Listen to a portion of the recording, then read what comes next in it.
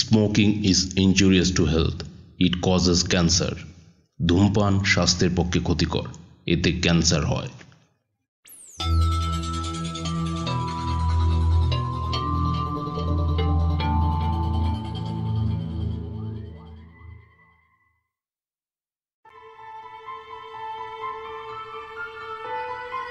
আগের প্রকাশিত তারানাথ তান্ত্রিকের মৌলিক গল্পকে আপনারা অনেক ভালোবাসা দিয়েছেন, তাই আপনাদের আগ্রহে তারাদাস বন্দ্যোপাধ্যায়ের স্বরচিত গল্প নিয়ে উপস্থিত হলাম। শ্রদ্ধেয় তারাদাস বন্দ্যোপাধ্যায় কথাসাহিত্য ও অন্যান্য পত্রিকায় তারানাথ তান্ত্রিকের গল্প প্রকাশিত করেছেন। আজকের গল্পটি মিত্র ও ঘোষ থেকে প্রকাশিত তারানাথ তান্ত্রিক সমগ্রের ৮ম গল্প। তারাদাস বন্দ্যোপাধ্যায় বলেছিলেন, এ গ্রন্থের কাহিনী তার চিন্তা প্রসূত নয়, বেশিরভাগই অভিজ্ঞতা প্রসূত। সুতরাং শ্রোতারা বিশ্বাস বা অবিশ্বাস জানিয়ে শুনুন না কেন, এ কাহিনী সত্য। গল্পের সূত্রধার ও সুবালার চরিত্রে আমি সৌমাশ্রী, তারানাথের ভূমিকায় সত্যজিৎ, অশ্বিনী ও কিশোরীর ভূমিকায় যথাক্রমে দেবব্রত ও গৌরব, অমর ভট্টাচার্যের চরিত্রে প্রসেনজিৎ, বিজয় চাটুর্যের ভূমিকায় সুবীর ও সনাতন মুখোপাধ্যায়ের ভূমিকায় শুভদীপ, সাউন্ড ও পোস্টার ডিজাইনে অভিজিৎ। শুরু করছি আজকের গল্প তারানাথ তান্ত্রিক ও জাতিস্বর। তারানাথের সেদিন কোনো কাজ ছিল না। সন্ধ্যের দিকে এমনিতেও তার বৈঠকখানা ফাঁকা থাকে, আজ যেন বড্ড বেশিই ফাঁকা। তারানাথ বসে একা হুঁকো খাচ্ছে। আমাদের দেখে খুশি হয়ে তারানাথ বলে উঠল,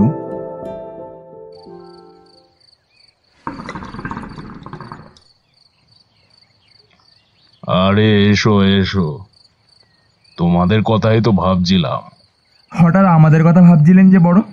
হঠাৎ নয়, আজ সারাদিন কোনো কাজ নেই বুঝলে। অন্যান্য দিন কোষ্ঠী করাতে না হোক, অন্তত হাত দেখাতে ২-৪ জন এসেই যায়। দিনের খরচাটা যা হোক করে, বুঝলে না। আজ একটা পয়সা আমদানি নেই, হাত পা কোলে করে বসে থেকে বিরক্ত ধরে যাচ্ছিল। তোমরা আশায় বাঁচলুম। কিন্তু আমরা তো খদ্দের নই। নাই বা হলে, পয়সা না পাই, আড্ডা দিয়ে তো বাঁচবো। তোমাদের তো বলেইছি, পয়সা কম উপার্জন করিনি জীবনে।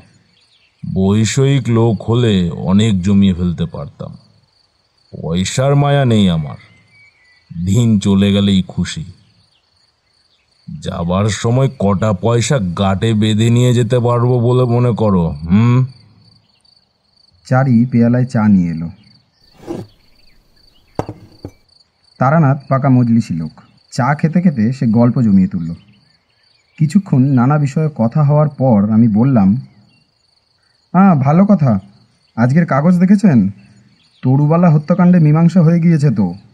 প্রত্যক্ষদর্শীর বিবরণ অনুযায়ী ফাঁসির হুকুম দিয়েছে দেখলাম। খবরটা দেখেছি বটে। কিছুদিন আগে কলকাতার এক কুখ্যাত পাড়ায় তরুবালা নামে এক পতিতা খুন হয়। উনি কোনো সূত্র রেখে যায়নি, তাই নিয়ে কদিন কাগজে খুব হইচই চলেছিল। আজ কাগজে বেরিয়েছে খুনি ধরা পড়ার খবর। অপর একটি পতিতা মেয়ে বাথরুমে লুকিয়ে থেকে সমস্ত খুনের দৃশ্যটা দেখেছিল। এতদিন প্রাণের ভয়ে কিছু বলেনি, কিন্তু পুলিশি জেরার চাপে আর বিবেকের তাড়নায় সে শেষ পর্যন্ত সব স্বীকার করে নিয়েছে। আসলে তার বিবৃতিকে নির্ভর করেই অপরাধী শাস্তি হয়ে গেল। সত্যি, মেয়েটার দোষ নেই। প্রাণের ভয় তো সবার আছে। তাছাড়া চোখের ওপর একটা খুন দেখলে মনের অবস্থা কেমন হয় কে জানে। একজন মানুষকে 5 হাতের মধ্যে মেরে ফেলা হচ্ছে। উফ, ভাবা যায় না। ঠিকই বলেছ। খুনের প্রত্যক্ষদর্শীর মনের অবস্থা যে কি হয় কেই বা বলতে পারে। আমি পারি। আমি আর কিশোরী তারানাথের কথায় অবাক হয়ে তার দিকে তাকালাম। বলি কি তারানাথ, ঠাট্টা করছে নাকি? কিন্তু সিরিয়াস ব্যাপার নিয়ে ঠাট্টা করার লোক তারানাথ নয়। তাহলে কিশোরী আমার চেয়ে আগে সমস্ত পরিস্থিতিকে সামলে নিতে পারে। সে জিজ্ঞাসা করল, আপনি কি করে বলবেন? কারণ আমি চোখের সামনে একটা খুন হতে দেখেছি। তারানাথের কাছে অনেক অদ্ভুত গল্পই শুনেছি, কিন্তু এই ব্যাপারটা একেবারেই অপ্রত্যাশিত। এবার কিশোরীও কোনো কথা বলল না। তারানাথ আমাদের দিকে তাকিয়ে বলল, খুন হয়েছিল বটে, কিন্তু সে খুনের জন্য কারোর ফাঁসি হয়নি। আমি ছাড়া আরও কয়েকজন প্রত্যক্ষদর্শী ছিল। কেস আদালতেও ওঠে, কিন্তু পরে যে খুন করেছিল সে ছাড়া পেয়ে যায়। গল্পটা শুনবে?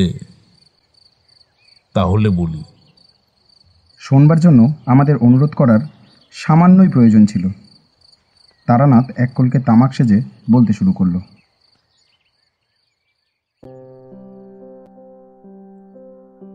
বছর 10 আগের কথা।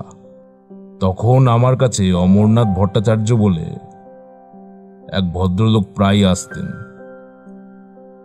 ব্যক্তিগত একটা বিপর্যয়ে পড়ে আমার কাছে হাত দেখাতে এসেছিলেন। আমার কথা মতো রত্ন ধারণ করে সেই বিপদ কেটে যায়। তারপর থেকে কৃতজ্ঞতাবশতই হোক আর আমাকে ভালো লেগে যাওয়ার জন্যই হোক, সপ্তাহে অন্তত 3 দিন উনি আড্ডা দিতে আসতেন। আমাদের আলাপ খুব জমে উঠেছিল। অতি অমায়িক মানুষ, আড্ডাবাজ এবং গল্প বলিয়েও বটে। একদিন অমরবাবু সন্ধ্যের দিকে এসে হাজির হলেন। দেখলাম উনি কিছু অন্যমনস্ক, কোনো চিন্তায় মগ্ন থাকলে যেমন হয়। চা খাচ্ছেন, হ্যাঁ হুঁ করে আমার কথা উত্তর দিয়ে যাচ্ছেন, কিন্তু আড্ডা ঠিক জমছে না। এক সময় বলেই ফেললাম, আপনার কি হয়েছে বলুন তো, কিছু ভাবছেন? অমর ভট্টাচার্য এক মুহূর্ত কি ভাবলেন, তারপর বললেন, ভেবেছিলাম বলবো না, কিন্তু এখন মনে হচ্ছে বলে আপনাকেই বলা উচিত। অন্য হেসে উড়িয়ে দেবে, কিন্তু আপনি হয়তো বুঝতে পারবেন। খুলে বলুন। আমার এক বাল্য বন্ধু আছেন, তার নাম বিজয় চ্যাটার্জি। অনেকদিন বিয়ে হয়েছে বটে, কিন্তু তার একটি মেয়ে সন্তান, সুবালা। এখন তার বয়স 13। মেয়েটি দেখতে খুব সুন্দরী, পড়াশোনাতেও ভালো। বিজয় প্রাচীনপন্থী গোড়া লোক নয়, মেয়েকে সে লেখাপড়া শিখিয়ে উপযুক্ত করে বিয়ে দিতেছে। সবই তো ভালোই চলছিল, কিন্তু হঠাৎ এক বিপদ উপস্থিত হয়েছে। কি হয়েছে? সুবালা আজকাল কেমন কেমন সব কথাবার্তা বলতে শুরু করেছে, যার কোনো মানে হয় না, এমন সব অসংলগ্ন কথা। বিজয় খুব ভয় পেয়ে গিয়েছে। সে সন্দেহ করছে সুবালার বোধহয় মস্তিষ্ক বিকৃতির লক্ষণ দেখা দিয়েছে। কি ধরনের অসংলগ্ন কথা? অশ্লীল কিছু? আদেও না, সবার সঙ্গে বসে আলাপ করতে করতে থেমে গিয়ে কেমন যেন হয়ে যাচ্ছে। তারপর একটা ঘুম ঘুম ভাবের মধ্যে নানা অদ্ভুত কথা বলছে। সে কথাগুলো কি? সেটি বলে বোঝানো যাবে না। আপনি চলুন না একবার, আপনি তো নানা রকম বিষয় জানেন, হয়তো আপনাকে দিয়ে বিজয়ের একটা উপকার হয়ে যাবে। সুবলাকে ডাক্তারের কাছে নিয়ে যাওয়ার আগে আপনি একবার চলুন না। বিজয়বাবু কোথায় থাকেন? এই কাছেই, অবিনাশ দত্ত লেনে। যাবেন কাল? আমার কৌতূহল জেগে উঠেছিল। বললাম, বেশ তো, বলে রাখবেন আপনার বন্ধুকে, কাল সন্ধ্যার দিকে যাবক্ষণ। ঠিক আছে, আমি এসে আপনাকে নিয়ে যাব, তৈরি থাকবেন। হ্যাঁ।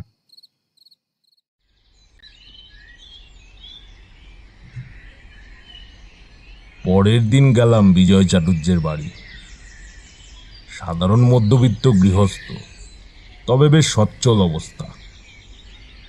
ভদ্রলোক সুপুরুষ, 40 পেরিয়েও চুলে পাক ধরেনি, কপালে একটি রেখাও পড়েনি। আমাকে আপ্যায়ন করে বসিয়ে বললেন, বড় বিপদে পড়েছি ঠাকুর মশাই। আমার এই একটি মাত্র সন্তান, ওর যদি কিছু হয় তাহলে আমাদের আর কোনো সান্ত্বনা থাকবে না। শুনেছেন তো সব অমরের কাছে। মেয়েটিকে একবার ডাকুন না দেখি। বিজয়বাবু নিজে গিয়ে হাত ধরে সুবালাকে নিয়ে এলেন। অমর ভট্টাচার্য ঠিকই বলেছিলেন, মেয়েটি অপরূপ সুন্দরী। বাড়ন্ত গড়নের জন্য সত্যিকার বয়সের চেয়ে অনেক বড় দেখায়। সুবালা ঘরে ঢুকতেই আমি চমকে সোজা হয়ে বসলাম। মেয়েটি সাধারণ মেয়ে নয়। আমাদের তন্ত্রশাস্ত্রে কিছু কিছু অতিলৌকিক দেহ লক্ষণের বর্ণনা আছে। সুবালার শরীরে সেগুলি বর্তমান।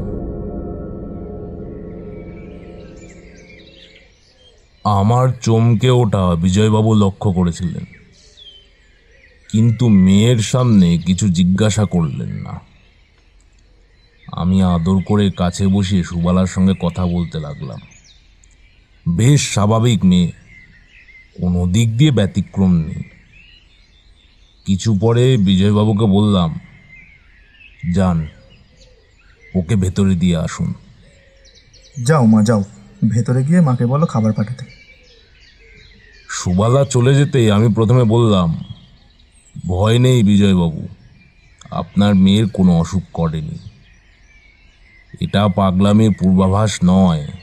তবে আপনার মেয়ের শরীরে কয়েকটা দিব্য লক্ষণ রয়েছে।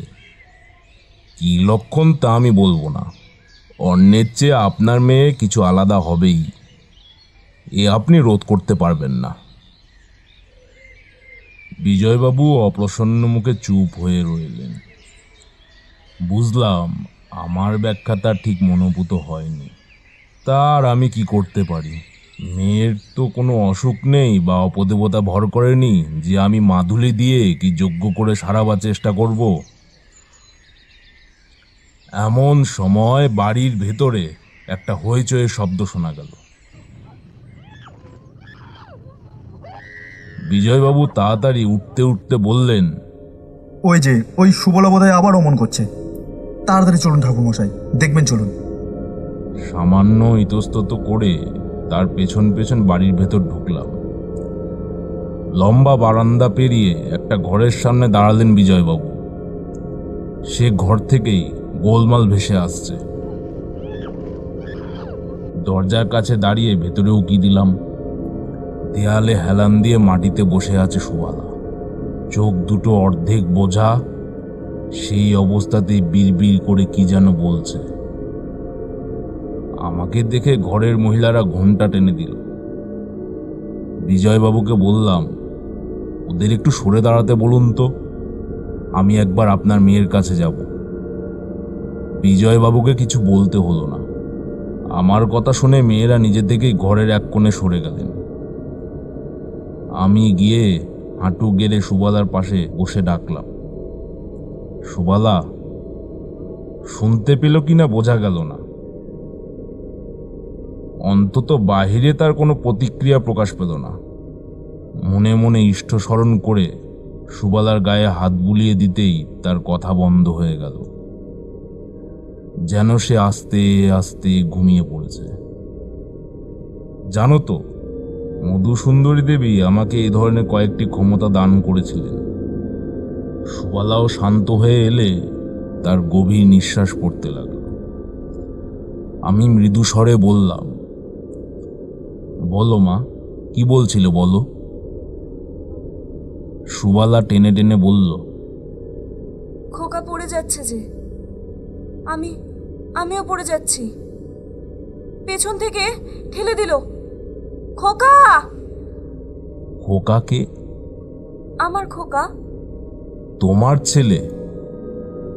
উত্তর নেই। মাথায় মাথায় কি কষ্ট!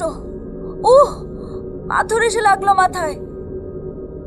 কে ধাক্কা দিল তোমাকে? আর উত্তর নেই।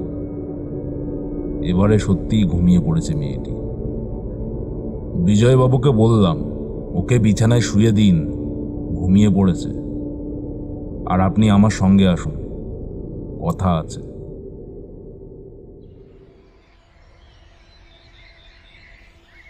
বাইরের ঘরে এসে বিজয়বাবু বললেন, কিছু কি বুঝতে পারলেন ঠাকুরমশাই? না, মানে ঠিক কি হয়েছে? আপনার মেয়ে জাতিস্বর। জাতিস্বর?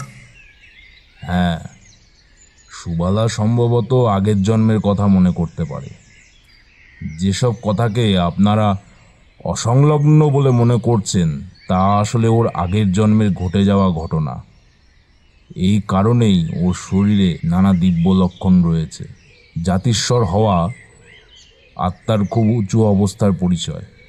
তাহলে এখন আমরা কি করব? কিছুই নয়, এ ভাব আপনিই কেটে যাবে। আমি আরও একটি জাতিস্বর মেয়েকে দেখেছিলাম।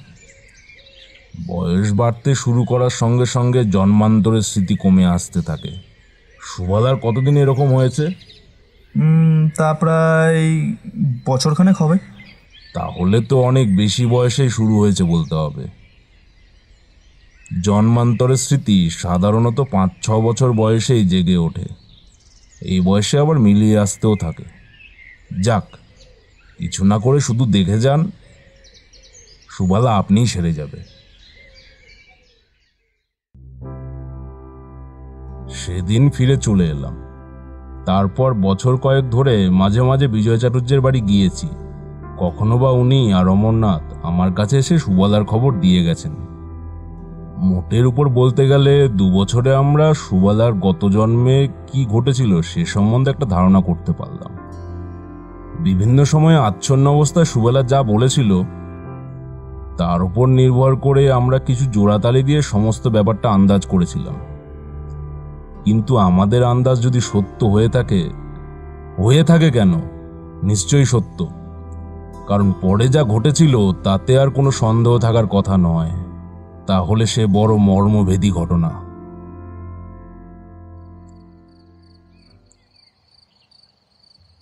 কি আন্দাজ করেছিলেন আপনারা?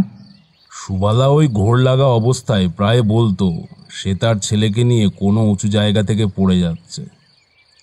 মাথায় আঘাত পাওয়ার কথা বলতো। একদিন ও টান করে চুল বেঁধে এসেছে। দেখলাম বাদিকের কপালে একটা লম্বা দাগ। পুরনো ক্ষত শুকিয়ে এলেও যেমন দাগ শুকিয়ে যায় তেমনই। বিজয়বাবুকে বলতে তিনি বললেন, ওটা সুবলার জন্মদাগ। খেয়াল করেছেন কি, সুবালা আচ্ছন্ন অবস্থায় মাথার যেখানে আঘাত লাগার কথা বলে এই দাগটাও ঠিক সেখানেই। তাও কি হয়? গত জন্মের আঘাতের দাগ এ জন্মে ফুটে ওঠে? জানি না, তবে পৃথিবীতে অনেক কিছুই যে সম্ভব সে তো দেখতেই পাচ্ছেন। যাক, 2 বছরে যা জানতে পেরেছিলাম তা খুব স্পষ্ট না হলেও মোটামুটি এই যে সুবালা গত জন্মে একটি শিশু সন্তান নিয়ে বিধবা হয়। পরে কে বা কারা কোনো উঁচু স্থান থেকে, সম্ভবত কোনো টিলার উপর থেকে সন্তান সহ সুবালাকে ঠেলে ফেলে দিয়ে হত্যা করে।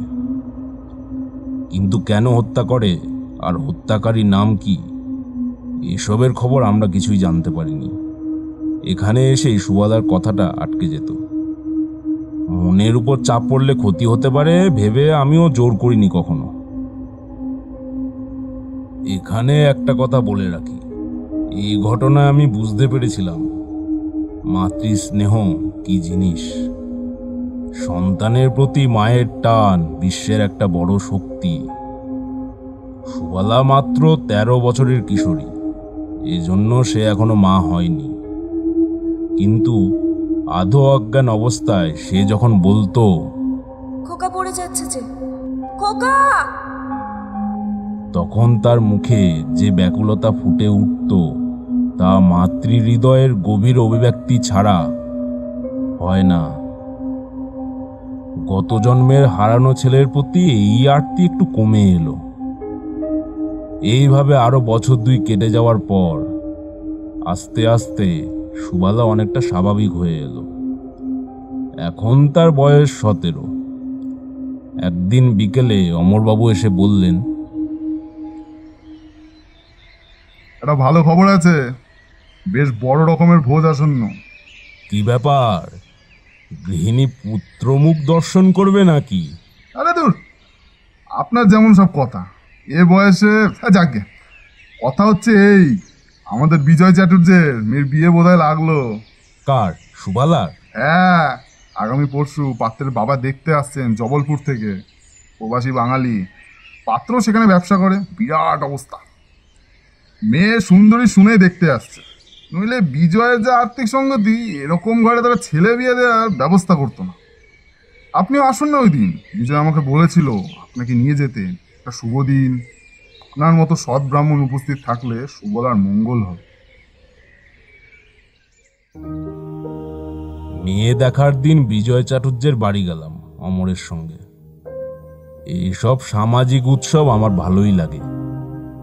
তারপর মেয়ে দেখানোর ব্যাপার, ভালো খাওয়া দাওয়ার ব্যবস্থা থাকবে নিশ্চয়ই।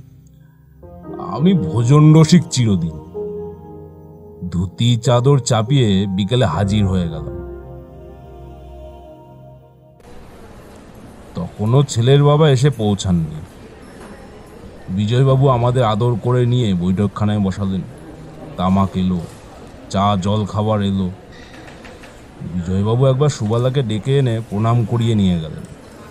সুবালার মাথা হঠাৎ যেন অনেকখানি লম্বা হয়ে গিয়েছে, চোখ মুখ যেন তুলি দিয়ে আঁকা। সত্যি সুন্দরী বটে।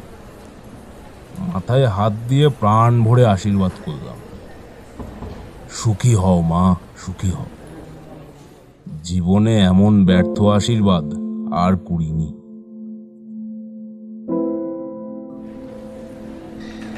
ঠাকুরমশাই কিন্তু আজ রাত্রে এখানেই খেয়ে যাবেন। তা মাংস টাংস চলে তো? খুব চলে। আমি ঘন্টা নাড়া পুরুত বামুন নই। সবারই মন বেশ ভালো। বিজয়বাবুর মনের আনন্দ কিছুটা বাইরে বেরিয়ে আসছে। কেনই বা হবে না? বড় লোকের ঘরে মেয়ে বিয়ে দিতে চলেছেন। বিয়ে প্রায় ঠিক বলতে গেলে। পাত্রের কে এক আত্মীয় মেয়ে দেখে গিয়ে ওখানে দারুণ প্রশংসা করেছেন। আজ বাবা দেখে গেলেই পাকাপাকি হয়ে যায়। সন্ধে ঠিক 7টায় দরজার কড়া নড়ে উঠল। বিজয় ব্যস্ত হয়ে বাইরে বেরিয়ে গেল। একটু পরেই এক দোহারা চেহারার সুপুরুষ প্রৌঢ় ভদ্রলোক নিয়ে ঘরে ঢুকলেন। আলাপ করিয়ে দিয়ে বিজয়বাবু বললেন, এই যে ইনি হচ্ছেন সনাতন মুখোপাধ্যায়, পাত্রের বাবা। আমরা নমস্কার করলাম। সনাতন বাবু আমাকে প্রণাম করার ধার দিয়েও গেলেন না। অর্থ থাকলেও অনেক ধনী ব্যক্তির ব্যবহারে একটি নম্রতা থাকে। ইনি সে দলের নন। বেশ জবরদস্ত লোক। আমাদের নমস্কারের উত্তরে একটা দায়সারা প্রতি নমস্কার করেই তারা দিয়ে বললেন, চাটুর্য মশাই, মেয়েকে আনুন। আমার হাতে বেশি সময় নেই, এখনই আবার উঠতে হবে। কলকাতায় এসেছিলাম ব্যবসার একটা জরুরি কাজে। ভাবলাম এলাম যখন একবার দেখেই যাই, নইলে এমনিতে তো আর বড় একটা আশা হয়ে ওঠে না। আগে হ্যাঁ হ্যাঁ যাচ্ছি যাচ্ছি যাচ্ছি যাচ্ছি। এমন দু চারটি কথায় ভদ্রলোক বেশ স্পষ্ট করে বুঝিয়ে দিলেন তার আর বিজয়বাবুর মধ্যে অবস্থার বিস্তর প্রভেদ। বুঝিয়ে দিলেন যে তিনি নেহাত ব্যবসার কাজে আসতে হয়েছিল বলেই দয়া করে মেয়ে দেখতে যাচ্ছেন। বুঝলাম, বিয়ে হয়তো হবে, কিন্তু কুটুম্বের দিক দিয়ে বিজয়বাবুর বিশেষ সুখ হবে না। কিন্তু কন্যা দায়গ্রস্ত পিতার অত সম্মান জ্ঞান থাকলে চলে না। বিজয়বাবু তাড়াতাড়ি করে ভেতরে গেলেন মেয়েকে আনার কথা বলতে। আমরা মুখ নিচু করে নীরবে বসে রইলাম। একজন লোক আছে যাদের সামনে কিছুতেই আড্ডা জমানো যায় না। সনাতন মুখোপাধ্যায় সেরকম লোক। একটু বাদেই ভেতর থেকে খাবার এলো। মেয়েদের নিজের হাতের তৈরি খাবার। সনাতন বাবু সেসব স্পর্শও করলেন না, কেবল চা খেলেন এক কাপ, আর অনর্গল মেয়ে দেখানোর জন্য তাড়া দিতে লাগলেন। বিজয়বাবু মুক্তকচ্ছ হয়ে বারবার সে তারা বাড়ির ভেতরে পৌঁছে দিয়ে আসতে লাগলেন। কই গো, তোমরা মেয়েকে তাড়াতাড়ি আনো। বস্তুত এমন অভব্য মানুষ খুবই কমই দেখেছি। এইবার ঘটল আসল ঘটনা। যে কাহিনী বলবার জন্য বসেছি, একটু বাদেই যে একটা বিরাট কিছু ঘটতে চলেছে তা আমরা ঘুণাক্ষরেও জানতে পারিনি। বেশ সুন্দর পরিবেশ। একটি বিয়ের প্রাককথন হবে। কিছু বাদে একটি ভোজের আভাসও রয়েছে। কে জানতো কি ভয়াবহ ব্যাপার ঘটতে চলেছে আর কয়েক মিনিটের মধ্যে। ভেতর বাড়ির দিকে চুরির শব্দ হতে বিজয়বাবু উঠে গিয়ে সুবালাকে হাত ধরে ঘরের ভেতর নিয়ে এলেন। আমি বেশ ভালো করে তখন তার মুখের দিকে দেখছিলাম। হলপ করে বলতে পারি সে মুখে তখনও অস্বাভাবিকতা বা পাগলামির চিহ্ন মাত্র ছিল না। আমি সুবালাকে বসতে জায়গা করে দেব বলে উঠে সরে যাচ্ছি, অমরনাথও সরে বসবার উদ্যোগ করেছে। হঠাৎ কেমন একটা অদ্ভুত আওয়াজে মুখ তুলে তাকিয়ে পাথর হয়ে গেলাম।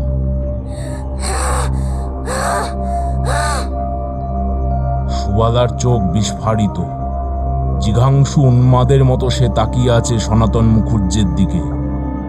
সনাতন বাবু বিস্মিত হয়ে উঠে দাঁড়িয়েছেন।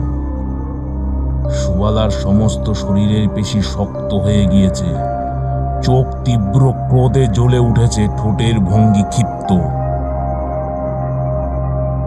বিজয়বাবু ভয়ে কি যেন বলতে যাচ্ছিলেন, তার মনের অবস্থা সহজেই অনুমান করা যায়। অনেকদিন মেয়ে এমন করেনি, একেবারে সেরে গিয়েছে। এই ভরসায় তার বিয়ের ব্যবস্থা করেছিলেন। আজ এত বছর পরে আবার সেই সুবালার এমন হবে কে জানত। তিনি বোধহয় কিছু বলতে যাচ্ছিলেন, তার আগেই ঘরের মধ্যে সুবালার তীব্র আক্রোশপূর্ণ গলাত ছড়িয়ে পড়ল। ওই লোকটাই আমার খোকাকে মেরে ফেলেছে, আমাকে মেরে ফেলেছে। বলে কি সুবালা? বিয়ে তো আর হচ্ছেই না, কিন্তু এতে ব্যাপার অন্যদিকে অনেক দূর গড়িয়ে যেতে পারে। বিজয়বাবু ধমক দিয়ে বললেন, কি বলছিস? কি চুপ কর। কাকে কি বলা? সুবালা তখন কাল নাগিনীর মতো ফুঁসছে। টাকার জন্য খুন করেছিলি না? দাদাকে মেরে শান্তি হয়নি? সম্পত্তি পাবার জন্য আমাকে আর আমার খোকাকে ধাক্কা দিয়ে ফেলে দিলি? বেশ, কিন্তু এবার তোকে বাঁচাবে কে? সনাতন বাবুর মুখ সাদা হয়ে গিয়েছে। অবাস্তব অসম্ভব বিভীষিকা দেখলে মানুষের মুখ যেমন হয়। তিনি অস্ফুট স্বরে বলে উঠলেন, বৌদি? সেই মুহূর্তেই সুবালা টলতে টলতে ঘর থেকে বেরোলেন। বিজয়বাবু স্তম্ভিত হয়ে দাঁড়িয়ে আছেন। অমর ভট্টাচার্য বারবার সনাতন বাবুকে চলে যেতে বলছেন। তখনই আমি তাকে থামিয়ে দিয়ে সনাতন বাবুর সামনে গিয়ে বললাম, বৌদি কে? সনাতন বাবু ঠক ঠক করে কাঁপছেন। আমি আবার বললাম, বৌদি বলে কাকে ডাকছেন? কাকে ঠেলে ফেলে দিয়েছিলেন পাহাড় থেকে? সনাতন বাবু আর কোনোদিন কথা বলার সুযোগ পাননি। আমার পেছন থেকে হঠাৎ বিজয়বাবু ধর করে চিৎকার করে উঠলেন, আরে ধর ওকে, ধর! আরে তাড়াতাড়ি ধর ওকে! আরে আরে! আমি চমকে পিছনে ফিরে তাকিয়ে দেখি সুবালা একটা বিরাট বটি নিয়ে ঘরে ঢুকেছে। তার কাপড় প্রায় খুলে গিয়েছে, চোখে খুনি দৃষ্টি, আর পেছনে দৌড়ে আসছেন মহিলারা। ব্যাপারটা চোখের নিমেষেই ঘটে গেল। আমি আর বিজয়বাবু এগিয়ে বাধা দেবার আগেই সুবালা ঝড়ের বেগে দৌড়ে এসে সনাতন মুখুজ্জের গলায় বটিটা বসিয়ে দিল। এবার তোকে কে বাঁচাবে? ভেঙ্কি দিয়ে রক্ত ছুটল। বিকৃত একটা শব্দ করে সনাতন বাবু পড়ে গেল। সুবালা পড়ে গেল অজ্ঞান হয়ে।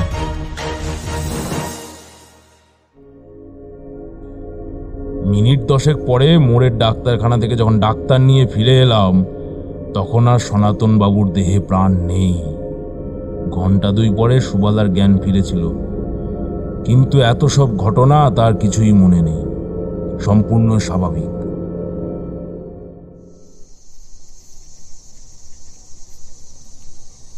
সনাতন বাবুর ছেলে কেস চেপে দেওয়ার চেষ্টা করেছিল, কিন্তু পুলিশ ছাড়েনি। পুলিশ সুবালার বিরুদ্ধে খুনের অভিযোগ আনে, কিন্তু এ খুনের কোনো মোটিভ নেই। তাছাড়া আসামি পক্ষ থেকে বলা হয়েছিল মেয়ে পাগল। আমার আর অমর ভট্টাচার্যের সাক্ষীতেই কাজ হয়েছিল। সুবালা খালাস পেয়ে যায়।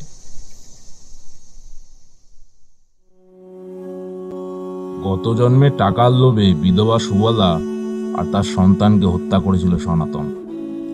সেই সম্পত্তি পেয়েই জব্বলপুরে ব্যবসা ফেলেছিল সে। এদিকে সুবলা কলকাতায় বিজয় চাটুর্যের মেয়ে হয়ে জন্মগ্রহণ করেছে।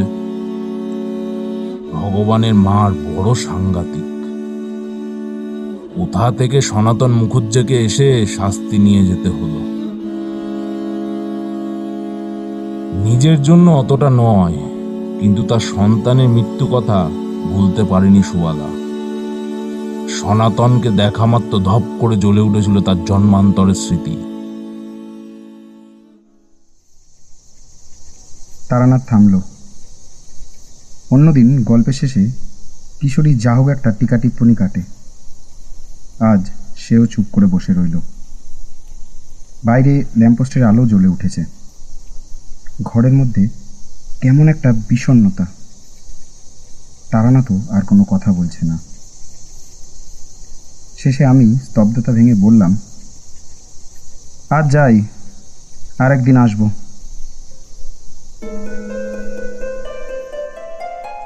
এতক্ষণ আপনারা শুনলেন তারানাথ তান্ত্রিক ও জাতিস্বর। এরকম গল্প আরও শুনতে চাইলে সাথে থাকুন, সাবস্ক্রাইবে রাখুন।